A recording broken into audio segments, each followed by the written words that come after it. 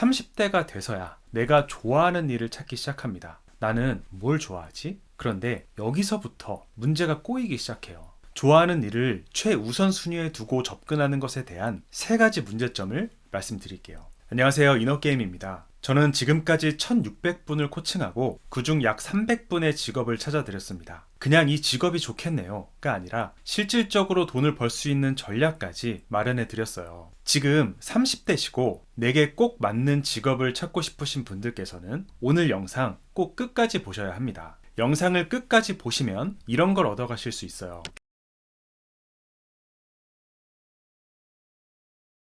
저에게 코칭을 요청하시는 분들 10분 중 8분은 30대 초반 직장인입니다. 누가 봐도 좋은 직장에 다니고 있는 분들도 꽤 많아요. 그런데 이분들이 내게 꼭 맞는 일을 찾아서 퇴사하고 싶다거나 이직이나 직무 이동에 대한 고민을 해결하기 위해서 저를 찾아오십니다. 중학교 때까지는 공부, 고등학교 가서는 대학 가서는 취업. 그렇게 앞만 보고 전력 질주해왔어요.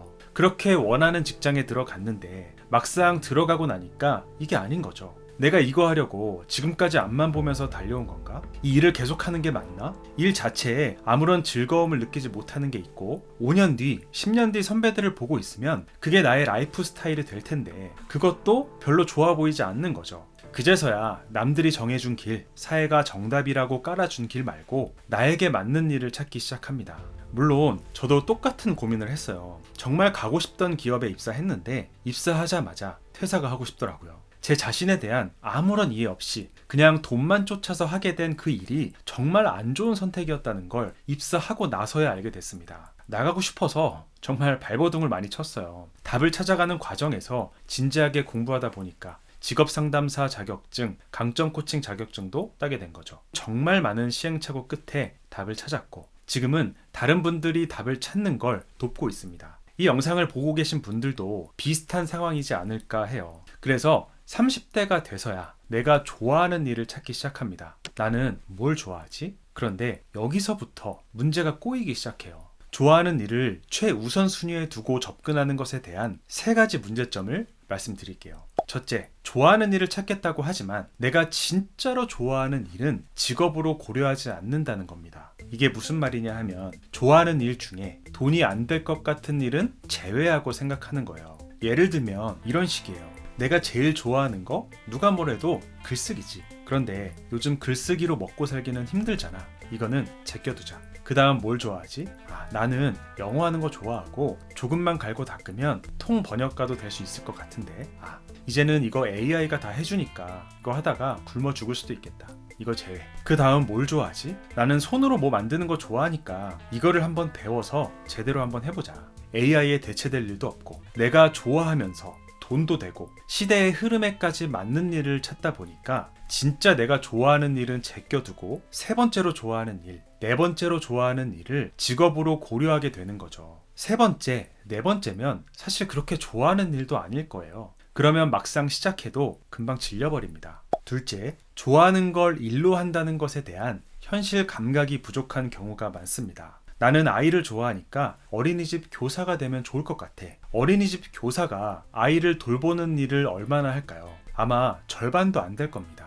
학부모들과 소통하고 상담하는 일, 행정 업무, 교구 제작하고 시설 관리하고 이런 일이 더 많을 거예요. 아이를 좋아해서 어린이집 교사가 되고 싶은 사람이 이런 나머지 부수적인 일도 좋아할까요? 나는 남들 앞에서 말하는 거 좋아하니까 강사나 코치가 되면 좋을 것 같아. 제가 지금 그 일을 하고 있죠. 저의 전체 일 중 실제로 기업이나 기관에 나가서 강의하고 수강생들을 만나서 1대1로 코칭하는 일은 전체 일 중에 몇 퍼센트나 될 것 같으신가요? 한 30% 정도 될 겁니다. 10%는 코칭 프로그램을 개발하거나 버전업하는 일이고요. 나머지 60% 일이 마케팅이에요. 유튜브 영상 만들고 블로그 글 쓰고 상세 페이지 만들고 제안서 막 만들어서 보내고 인스타, 틱톡, 스레드에 게시물 올리고 크게 보면 마케팅이고요. 좁혀서 보면 사실상 영업이죠. 좋아하는 일을 최우선순위에 두고 접근하는 것에 대한 마지막 세 번째 문제. 이게 가장 중요한데요. 좋아하는 감정은 계속 변한다는 겁니다. 내가 1번으로 좋아하는 일이 돈이 될 것 같아요. 그 일에 부수적으로 따라오는 일도 충분히 감내할 수 있을 것 같고요. 그래서 뛰어듭니다. 경우에 따라서는 엄청난 기회비용이 발생하는 도전일 수 있겠죠. 그런데 그 일을 좋아하는 감정이 5년 후, 10년 후에도 똑같을까요? 그럼 다행인데 아닐 수도 있다는 거예요. 여러분은 10년 전에 좋아하던 걸 지금도 여전히 좋아하고 계신가요? 제가 입사하자마자 퇴사하고 싶었다라고 말씀드렸잖아요. 코치라는 직업을 알기 전에 회사를 그만두고 와인바를 하고 싶다는 생각을 했었어요. 단순히 공상이 아니라 어떻게 이걸 차별화할 건지 사업 기획을 해두고 자리까지 알아보고 다녔습니다. 왜냐면 제가 진짜 와인을 좋아했거든요. 와인에 관한 책도 여러 권 사서 공부하고 신의 물방울이라는 만화책 아세요? 와인에 대한 만화책인데 이것도 전권 구매해서 읽고 그랬어요. 매주 와인을 마시면서 엑셀에 테이스팅 노트까지 쓸 정도로 와인을 좋아했습니다. 그게 정확히 11년 전이에요. 그랬던 제가 한 3년 전부터는 와인을 안 마십니다. 1년에 한 번 마실까 말까? 심지어 5개월 전부터는 술도 끊었어요. 제가 술 끊었다는 영상을 올려드린 적이 있죠. 11년 전, 그때 만약 회사를 그만두고 제가 모아둔 돈을 전부 투자해서 와인바를 차렸다면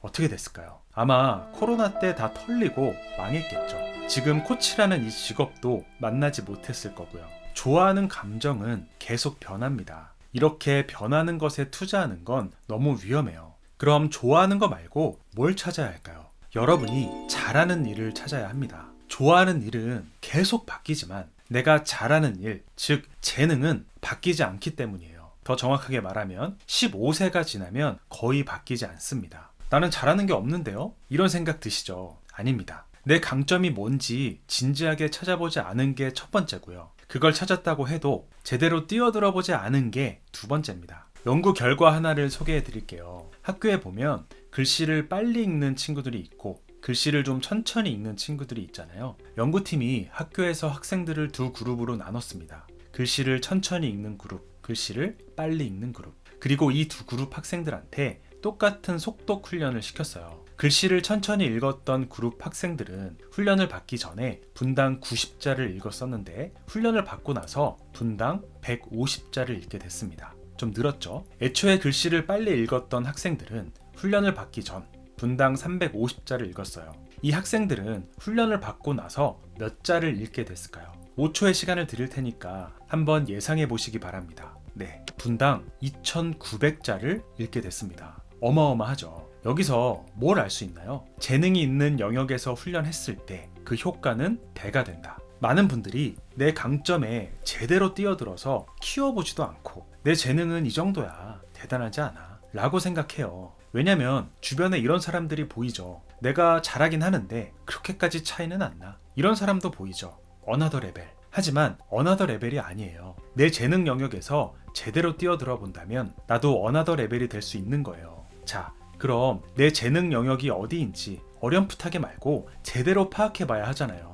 이걸 제대로 파악하는 두 가지 방법을 말씀드릴게요. 첫째, 다음 영상에서 나의 재능을 발견할 수 있는 셀프 코칭 워크북과 한 편의 강의를 비밀 링크를 통해서 전달 드릴 겁니다. 지난 10년간 재능과 관련된 수십 권의 책을 읽고 또 1600명이 넘는 분들의 재능을 찾아 드리면서 만든 워크북이에요. 이 워크북을 어떻게 작성하는지에 대한 가이드도 다음 영상에서 자세하게 해드릴게요. 다음 영상을 놓치지 않으려면 구독과 알람 설정 꼭 해주세요. 둘째, 아래 더보기란을 클릭하시고요. 강점 코칭 과정에 참여하는 방법이 있습니다. 이 과정에서는 나의 재능 영역을 찾는 것을 넘어서 이거를 키우고 수익화하는 방법까지 코칭해 드립니다. 코칭 후기가 궁금하신 분들은 제 인스타에 코칭 후기만 따로 모아둔 스토리 하이라이트가 있으니까 여기서 확인해 주세요.